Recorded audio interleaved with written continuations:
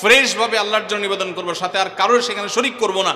এই জন্য এই সূরার নাম ইখলাস, যে এই সূরার মধ্যে আল্লাহর ইবাদত, একত্ববাদ, তাওহীদ এটাকে খাঁটি করবার নির্দেশ দেওয়া হয়েছে। আল্লাহর কোনো শরীক নেই, এই জন্য এটাকে সূরা ইখলাস বলা হয়েছে, খাঁটি করার সূরা, ঈমানকে বিশুদ্ধ করা, তাওহীদকে ঠিক করার সূরা। একইভাবে ইখলাসের আরো বিভিন্ন অর্থ এবং বিভিন্ন ব্যাখ্যা আছে, আমরা শুধু এটুকু বলি। এরপর আসা যাক সূরা কুল হুয়াল্লাহ।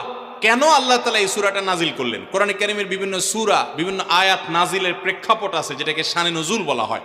কেন এই সূরা আল্লাহ তাআলা আমাদেরকে দিয়েছেন, এ সম্পর্কে প্রিয় নবী সাল্লাল্লাহু আলাইহি সাল্লামের এক সাহাবী, তার থেকে একটি হাদিস বর্ণিত আছে। সেই হাদিসের আলোকে আমরা জানি যে মক্কার মুশরিকরা, মক্কার কাফিররা, অবিশ্বাসীরা, তারা প্রিয় নবী সাল্লাল্লাহু আলাইহি সাল্লাম যখন তাওহীদের দাওয়াত দিলেন, আল্লাহর পথে আসার দাওয়াত দিলেন, তারা বলল, মুহাম্মদ, আমরা তো সবার বংশ পরিচয় জানি। সেই যুগে মানুষ উটের পর্যন্ত বংশ পরিচয়